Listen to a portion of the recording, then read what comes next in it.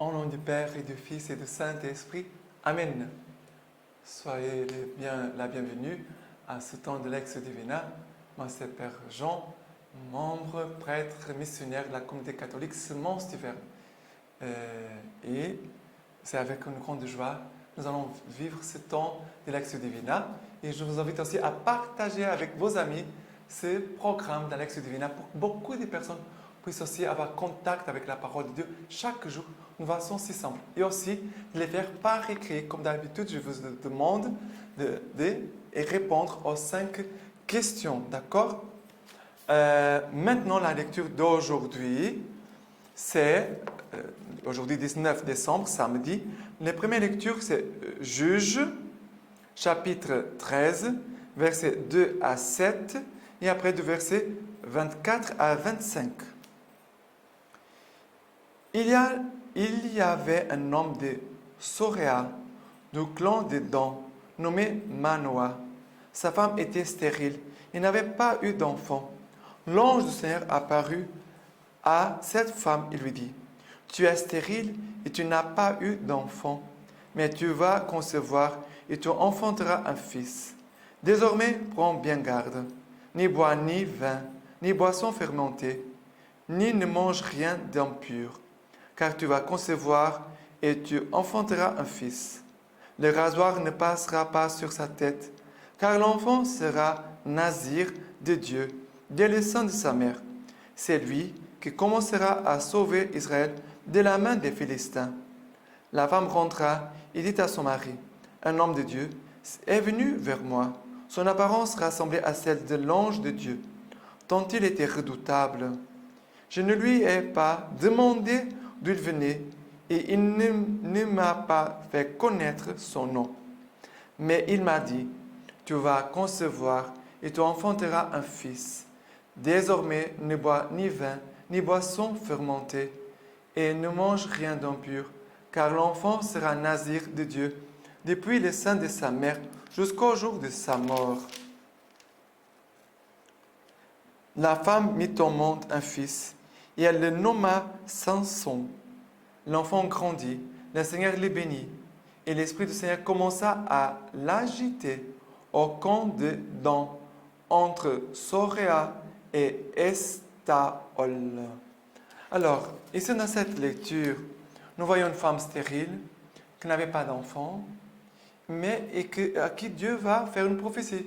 Tu vas concevoir, tu vas avoir un enfant, il sera nazir, ça veut dire consacré au Seigneur. Depuis sa naissance, il sera consacré au Seigneur. Et le Seigneur, par la bouche de l'ange, lui fait connaître qu'elle doit se préparer.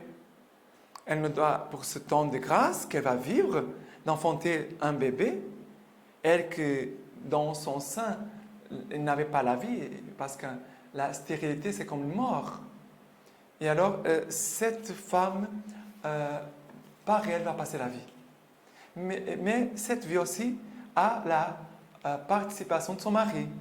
Et d'ailleurs, elle va raconter tout détail par détail à son mari de ce qui lui avait été annoncé de la part du Seigneur. Bien sûr, on peut voir ici déjà comme cette préfiguration de ce que sera la naissance de Jésus. Mais avec la naissance de Jésus, il n'a pas la participation de Joseph, il n'a pas la participation de l'homme. Jésus sera conçu par l'action de l'Esprit Saint. Ça veut dire Dieu directement a engendré Jésus dans le sang de la Vierge Marie. C'est un grand miracle, mais nous savons que pour Dieu, rien n'est impossible. Alors, tout est possible. Comme tout est possible à Dieu, Dieu peut faire même exister ce qui n'existait pas. Mais ici, c'est comme cette prophétie. Jésus sera aussi comme nazir. Jésus sera consacré au service du Père pendant toute sa vie.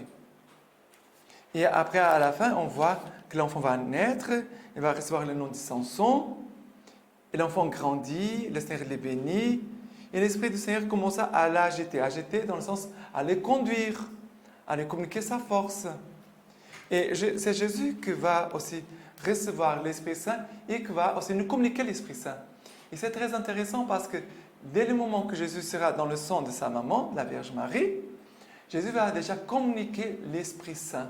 C'est pour cela qu'au moment de la visitation, quand Marie va visiter sa cousine Élisabeth, Élisabeth était enceinte de Jean le Baptiste, Marie était enceinte de Jésus, mais à la rencontre de ces deux femmes, Jésus, caché dans le sang de Marie, communique l'Esprit Saint à Élisabeth et aussi à Jean le Baptiste. Ils sont remplis de joie.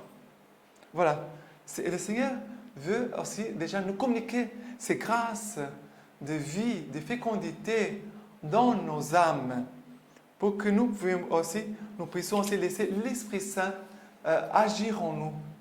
Ce temps de préparation pour Noël, c'est un temps très fort de l'Esprit Saint.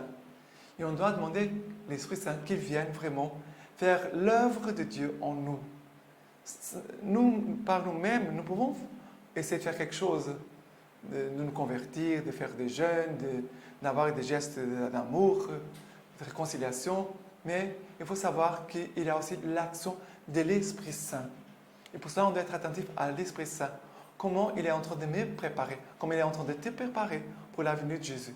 Et certainement, si tu lui demandes, et si tu lui parles des choses concrètes à l'Esprit Saint, il viendra travailler cela en toi.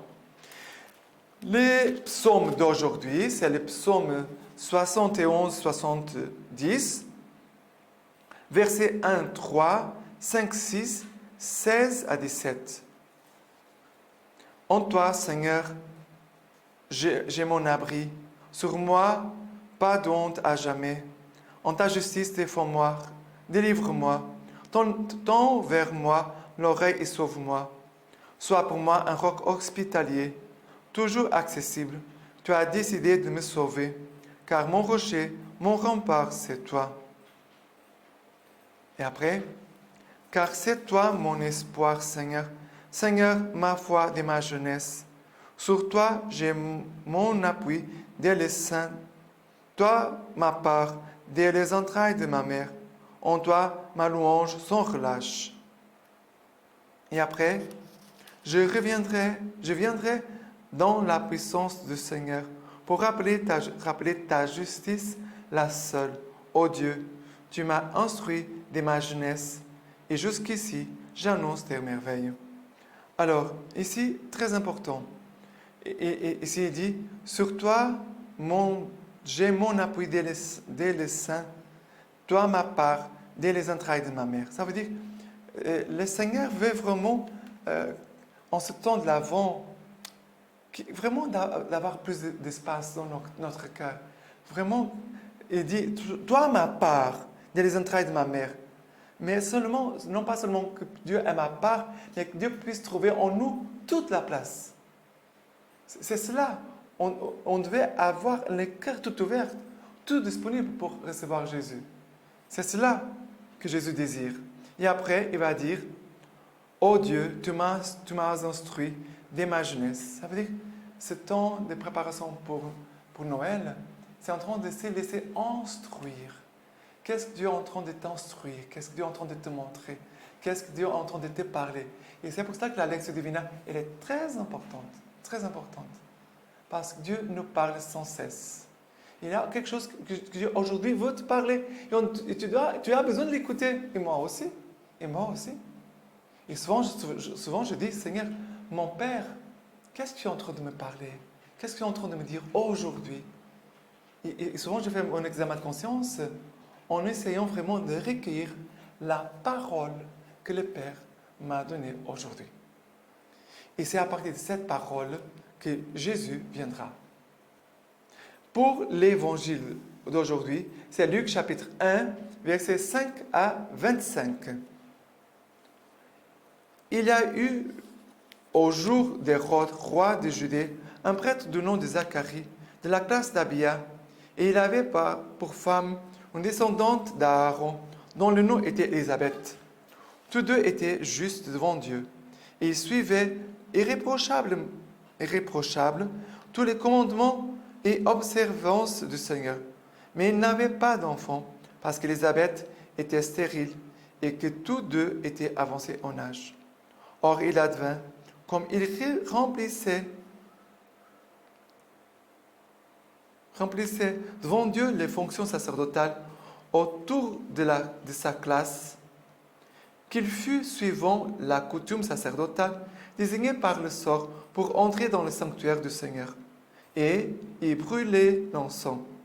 Et toute la multitude du peuple était en prière, dehors à l'heure de l'encens.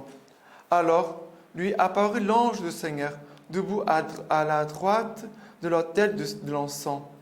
À cette vue, Zacharie fut troublé, et la crainte fondit sur lui.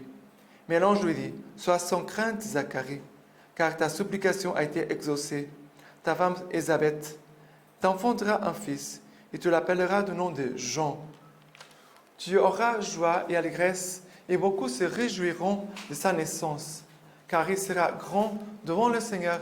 Il ne boira ni vin, ni boisson forte. Il sera rempli de l'Esprit Saint, dès le sein de sa mère, et il ramènera de nombreux fils d'Israël au Seigneur leur Dieu. Il marchera devant lui avec l'esprit et la puissance d'Élie, pour ramener le cœur des pères vers les enfants et les rebelles à la prudence des justes, préparant au Seigneur un peuple bien disposé. Zacharie dit à l'ange, « À quoi connaîtrai-je cela? Car moi, je suis un vieillard, et ma femme est avancée en âge. » Et l'ange lui répondit, « Moi, je suis Gabriel, qui me tiens devant Dieu, et j'ai été envoyé pour te parler et t'annoncer cette bonne nouvelle. Et voici que tu vas être réduit au silence, et sans pouvoir parler jusqu'au jour où ces choses arriveront, parce que tu n'as pas cru à mes paroles, lesquelles s'accompliront en leur temps. » Le peuple cependant attendait Zacharie et s'étonnait qu'il s'attardait dans le sanctuaire. Mais quand il sortit, il ne pouvait leur parler. Ils comprirent qu'il avait une vision dans le sanctuaire. Pour lui, il leur faisait des signes et demeurait muet. Il advint que ces jours de service furent accomplis, qu'il s'en retourna chez lui. Quelque temps après, sa femme Élisabeth conçut, et elle se tenait cachée 5 mois. Durant, voilà, disait-elle, ce qu'a fait pour moi le Seigneur, au temps où il lui a plu d'enlever mon opprobre parmi les hommes. Ça me touche ici, d'un coup, Zacharie, qui est dans le temple en train d'accomplir sa fonction sacerdotale, ça veut dire son travail, et Dieu vient lui parler là où il travaille. Parce que c'était son travail, d'offrir l'encens voilà, dans le temple. Et en même temps, on voit Zacharie qui prie, et là tout le peuple qui prie. Et là, Dieu parle. Voilà. Dans la prière, et dans une prière, on peut dire communautaire, Dieu parle. Il va manifester son dessein d'amour envers cette famille. Mais Zacharie, il a douté. Il a douté. Marie, elle a donné toute sa liberté. Voici la servante du Seigneur, comme ça va faire selon ta parole. Marie a dit oui tout de suite à la volonté de Dieu. Zacharie, il a douté. Pour cela, il va rester muet jusqu'au moment de la naissance de Jean le Baptiste. Et Élisabeth aussi, elle va entendre cette bonne nouvelle. Elle dit, voilà donc, disait-elle, ce que Dieu a fait pour moi, qu'a fait pour moi le Seigneur, au temps où il lui a plu d'enlever mon opprobre, d'enlever mon humiliation. C'est comme ça, Élisabeth est en train de dire, le Seigneur m'a visité pour enlever mon poids, mon humiliation. Voilà que le Seigneur veut te parler là dans ton travail, pendant la prière, mais aussi Dieu veut enlever le poids qui pèse sur toi. Dieu veut aussi visiter ton humiliation. Voilà. Et pour la lecture patristique d'aujourd'hui, Dieu parmi nous, de Saint Irénée, évêque de Lyon. Le Verbe s'est fait semblable à la chair du péché. Cela d'abord pour condamner le péché et en tant que condamné, le rejeter hors de la chair. Cela aussi pour inciter l'homme à lui devenir semblable et lui donnant mission d'être l'imitateur de Dieu en le rangeant sous l'obéissance du Père pour qu'il voie Dieu et en lui donnant de saisir le Père.